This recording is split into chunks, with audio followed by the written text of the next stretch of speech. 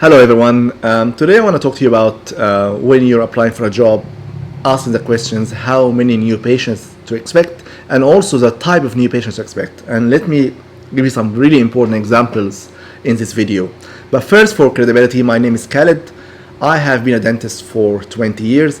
I run my own dental practice, Lakeside Dental Spa in Half Bay in Queensland. I took it from 1 chair to 10 chairs and from 3 staff members to 40 staff members over the course of 14 years, and you can check my details below for credibility.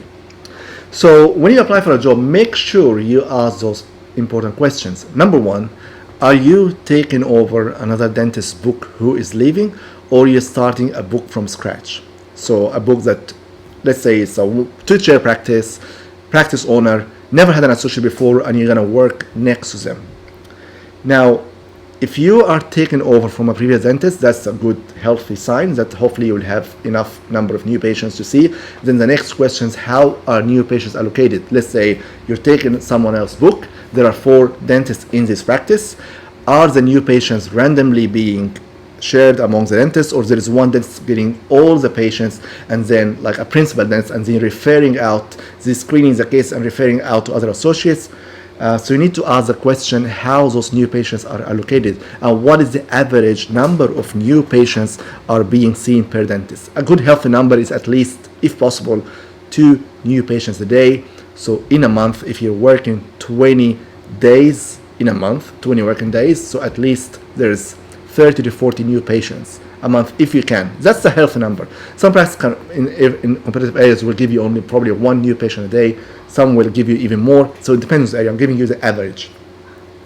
Now, the other thing as well, if you, let's say, you're going to take a new book from scratch, so you need to ask the question, what type of new patient you're seeing. Give you the example. You go and join, this happened to me, you go and join a solo practice, and the patients you're seeing are simply, we call it the scraps. The scraps are the dentist, the owner did some work for a patient coming with a high spot, they put this high spot with you in your book. Crown was inserted a few months ago, crown is broken, they put this crown in your book. So you're only managing patients that the owner doesn't want to see, they just want you to see them. Dry sockets, high spots, polishing, finishing, patient not happy with the shade. But when it comes to those new patients that coming in the practice looking for high-end work, you will never see them. They only go into the principal dentist. So you need to ask those questions. What are the type of new patients I'm seeing? And from there, you can have a fair idea whether this will be a good job for you or not.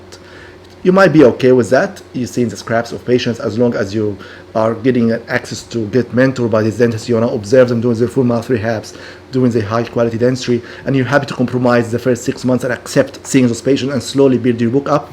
Or you could be in a position where you don't want to be doing that. You want to be working very independently, you don't need mentorship, and you want to be seeing your own new patients, irregardless what they're looking for in the practice from day one, equally in a fair way to any other associate in the practice.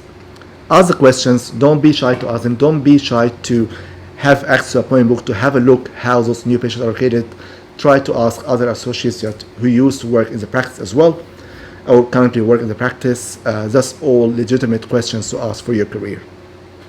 If you find this information helpful, make sure you like and share it with your friends and colleagues. If you would like to hear more about my videos, please subscribe to my channel and turn notifications on, and you'll be notified when new videos are released. Thank you so much for listening. It means a lot to me.